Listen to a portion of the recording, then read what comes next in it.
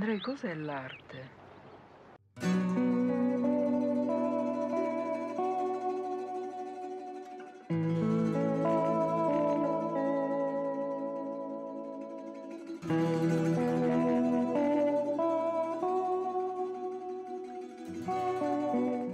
En sus 7 películas, Andrei Tarkovsky fue un poeta. Sus filmes incitan al espectador a reflexionar, ya que todos los elementos, que van desde el ambiente hasta el sonido, son únicos y etéreos. De igual forma, este es un director descrito como un célebre pionero cinematográfico mundial.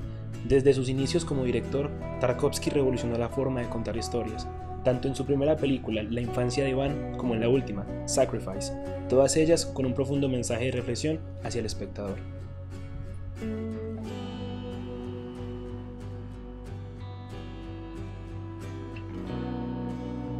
Es considerado como uno de los directores más importantes y ortodoxos del mundo. Su especialidad es hacer películas con significado que va más allá de la simple percepción humana. Es decir, sus filmes no eran para cualquier tipo de persona. Se necesita una buena capacidad de interpretación frente al material que se está proyectando en la pantalla grande. Cada una de sus películas nos hace evolucionar, ya que son adaptaciones que intentan contarnos historias diferentes y que no son lineales.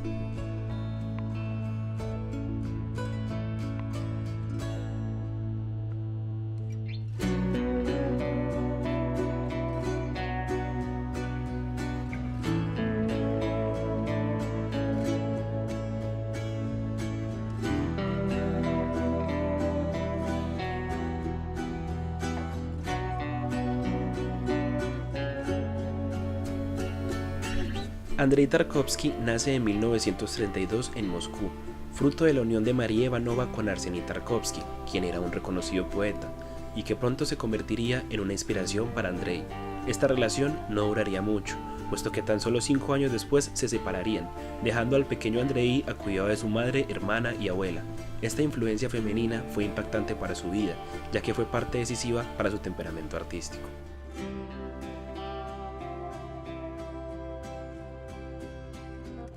Bueno, el cine de Andrei Tarkovsky es un paradigma para el desarrollo del cine, porque pues es un punto donde todos los directores, o digamos la mayoría de los grandes directores o los directores que estamos hablando del cine arte refieren.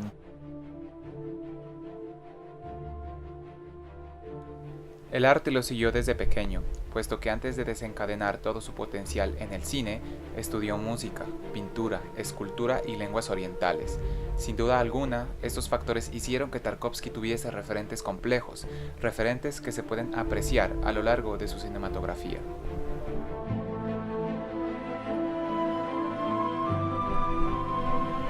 Ser el polímata que era Andrei Tarkovsky lo llevó a realizar un viaje en Siberia, en donde pasó unos meses de soledad y calma que ayudarían a encaminar su vida. Pronto, Andrei se escribiría en la aclamada Academia BGK, fundada por Lev Kuleshov, en donde se codeaba con directores de la talla de Sergei Parashanov, Mijail Vartanov y Vasily Kushkin.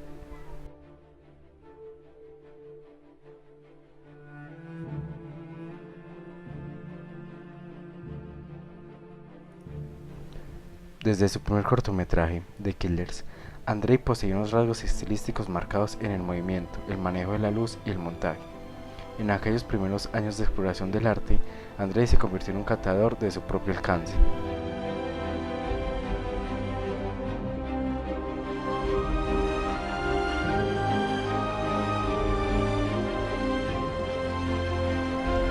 Recibió la más alta calificación por su primer mediometraje, que a la vez fue su tesis, El violín y la apisonadora, en 1961, un año antes de que saliera su ópera prima. Fue en este metraje en donde se pueden apreciar algunas de las obsesiones de Tarkovsky, como la presencia de agua en su filmografía, o también aquellos esbozos experimentales como en la escena en donde el niño observa la ciudad a través del reflejo en el cristal de un escaparate.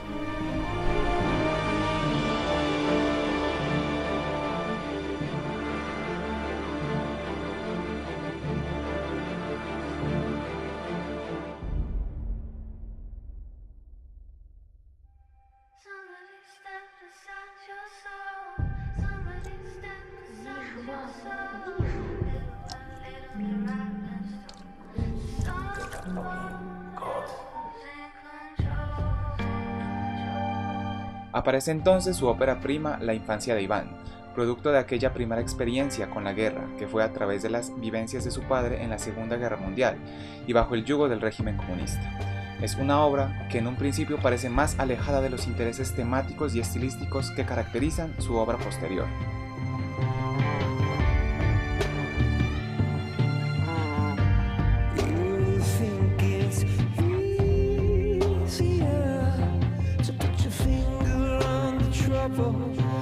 En esta película encontramos aspectos en los que el autor profundizará en un futuro. Por ejemplo, el mundo de la infancia, el hogar, los sueños y los recuerdos del pasado. Un rasgo que sobresale de este film es que tiene uno de los pocos personajes que exterioriza sus desvaríos internos de formas externas. El film entero no es exento de aquel espíritu de contemplación, de inmenso detalle a los personajes y a sus entornos clásicos de la narrativa del autor. En esta película encontramos aspectos en los que el autor profundizará en un futuro, por ejemplo, el mundo de la infancia, el hogar, los sueños y recuerdos del pasado. Un rasgo que sobresale de este film es que tiene uno de los pocos personajes que exterioriza sus desvaríos internos de formas externas. El film entero no es exento de aquel espíritu de contemplación, de inmenso detalle a los personajes y a sus entornos clásicos de la narrativa del autor. Uno de los temas incipientes en el autor es el hogar, un hogar de la infancia y del mundo de las primeras sensaciones que son descritos con sumo cuidado por el movimiento de la cámara. En conclusión, la infancia de Iván denota una pérdida de la memoria en sí misma y la existencia de un hogar en las primeras etapas de la vida.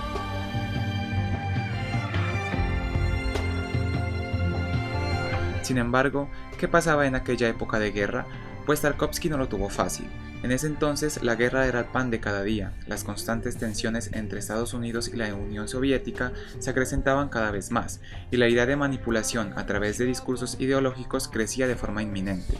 En consecuencia, este autor se posicionó en el radar internacional del cine tras ganar la Palma de Oro en el Festival de Cine de Venecia con su película La infancia de Iván, algo que el régimen no podía ignorar. Es un personaje que pudo hacer sus trabajos, hacer sus películas, a pesar del entorno sociopolítico donde se encontraba. O sea, Tarkovsky va, por ejemplo, a enfrentar, yo pienso, con su lenguaje único, la relación que hay del régimen, del proyecto de la Unión Soviética, donde él, en esta escuela donde él se prepara, ¿no? Se espera que se produzca un cine que refiera a los valores del Partido Comunista en este proyecto, y Tarkovsky en efecto no se distrae de eso de manera muy inteligente y aprovecha para construir un lenguaje alrededor de esta circunstancia, y ese lenguaje pues es un lenguaje muy cuidadoso, muy depurado desde lo fotográfico, desde lo sonoro, como él también aprieta esos botones que los actores, ¿no?, de manera pues muy natural pueden llevar a realizar las ideas de él. Entonces esto es lo que Tarkovsky nos va a enseñar, ¿no?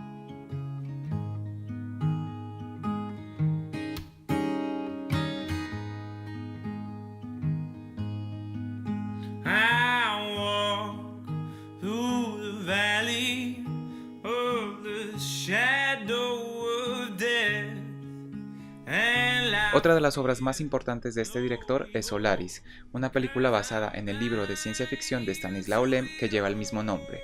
Esta película no es 100% ciencia ficción, sino una novela del mismo género narrada en imágenes. Esto debido a que el diálogo se apega totalmente al del protagonista.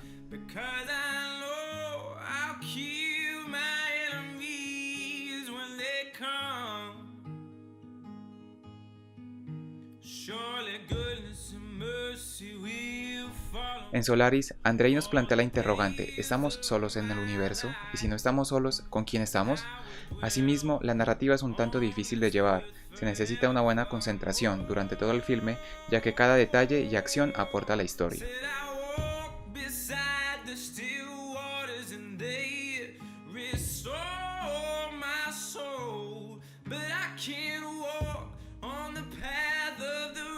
Por último, la idea de realizar esta película para Tarkovsky es la de transmitir un descubrimiento del espectador en sí mismo y no en los personajes, es decir, logra hacernos reflexionar sobre el sentido de la vida y la muerte, haciéndonos ver que a veces los recuerdos positivos pueden llegar a ser engañosos.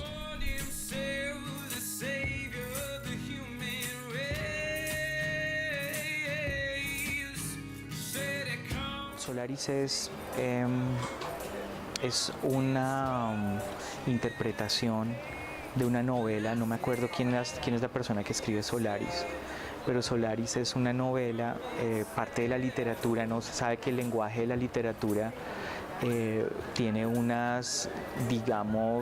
tiene sus propias dinámicas que cuando se llevan al cine participan de las dinámicas propias del cine. O sea, ¿cuál es el problema del cine? La misma palabra lo dice, es el movimiento de una imagen. Hay una obsesión por producir un efecto de realidad, al mismo tiempo como la literatura está intentando generar un efecto de ilusión de la realidad, el mismo cine también lo está creando del efecto de la ilusión de una realidad. ¿Y cuál es esa realidad? Pues es la realidad de la ficción, es la realidad que se plantea en la literatura, sino que en el cine interviene los temas técnicos, como usted ahorita está teniendo la cámara, como usted está poniendo el micrófono, como usted está, utilizando toda la medialidad técnica para que se produzca esa ilusión de la realidad. Y Tarkovsky nos está diciendo, a pesar de el ser humano haber conquistado eso técnico, conquistado una visión y también un proyecto de modernidad, el ser humano se deja envolver, es susceptible de enredarse en una fuerza que desconoce.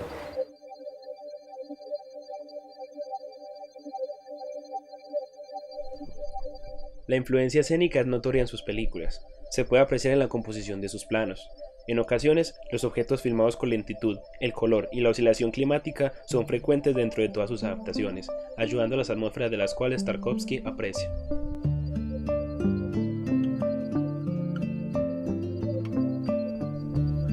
Andrei en su tiempo libre escribió un libro llamado Esculpir en el tiempo, en el cual explica su forma de hacer cine.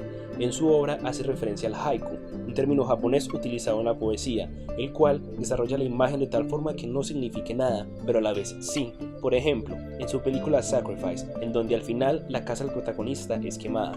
Analizando esta situación, encontramos una cierta simbología oculta, el fin del hogar, el fin de un mundo que no tiene salvación.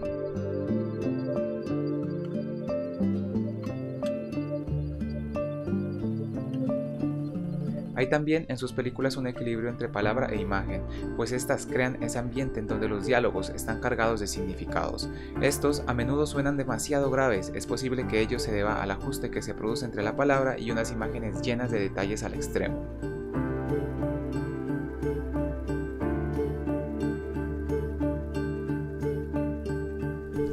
Uno de los puntos más importantes que Andrei aborda es la ambivalencia de sus personajes con respecto a lo deseado. Por ejemplo, el horror, la ambición y el morbo, ya que todos estos son sentimientos que nos caracterizan como seres humanos en el mundo.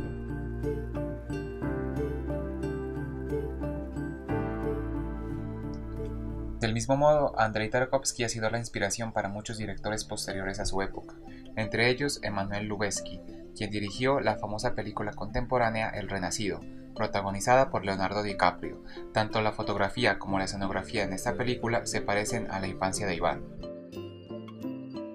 Nos va a enseñar calidad, nos va a enseñar persistencia, nos va a enseñar que es posible generar imágenes de otro mundo cuando está la calidad de por medio, cuando por ejemplo no intervienen muchísimos elementos, ¿no? Digamos, es alguien que se apoya mucho de los principios pensemos solo en la luz, ¿no? La luz en Tarkovsky, pensemos en el sonido en Tarkovsky, pensemos cómo las cosas tienen un desarrollo particular, o sea, son universos propios que integran las películas de él.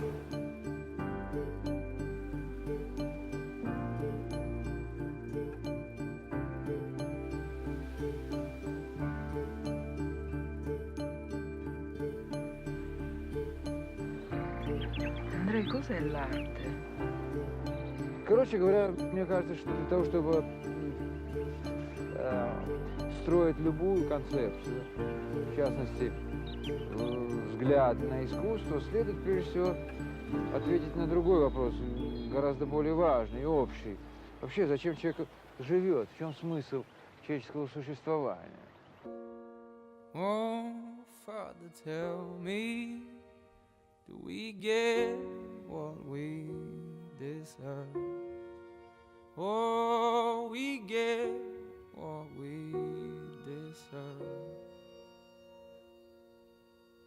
And where down we go, oh, oh, oh, oh, oh, where down we go, oh, oh, oh, oh. So where down we go, oh, oh, oh, way down we go. Oh, you let your feet run wild. Time has come as we all